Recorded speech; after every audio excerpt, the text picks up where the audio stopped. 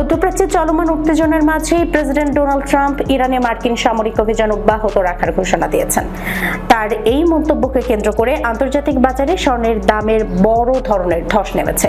বৃহস্পতিবার 2 সপ্তাহের সর্বোচ্চ পর্যায়ে থেকে স্বর্ণের দাম অনেকটা নিচে নেমে আসে। ট্রাম্পের এই বার্তায় বিশ্ববাজারে তেলের দাম বেড়েছে, তবে ক্ষীণ হয়েছে সুদের হার কমার সম্ভাবনা। বার্তা সংস্থা রয়টার্সের তথ্য অনুযায়ী বৃহস্পতিবার স্পট গোল্ড বা প্রতি আউন্সে স্বর্ণের দাম 2.8% কমে 4,622.59 ডলারে দাঁড়িয়েছে। দিনের শুরুতে 4% পর্যন্ত দাম বেড়েছিল। এর মাধ্যমে স্বর্ণের টানা 4 দিনের দর বৃদ্ধির প্রবণতা থমকে গেল।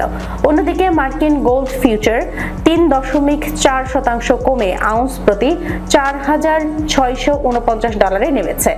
গত 19 মার্চের পর স্বর্ণের বাজার যখন চাঙ্গা হয়ে উঠছিল, ঠিক তখনই ট্রাম্পের এই ঘোষণা বিনিয়োগকারীদের মধ্যে নেতিবাচক প্রভাব ফেলে। এক বিশেষ ভাষণে ট্রাম্প জানান, যুক্তরাষ্ট্র ইরানে আগ্রাসী হামলা চালিয়ে যাবে এবং দেশটি তাদের প্রধান কৌশলগত লক্ষ্য অর্জনের পথে রয়েছে। এই বক্তব্যে যুদ্ধ থামার আশা করা বিনিয়োগকারীরা হতাশ হয়েছেন।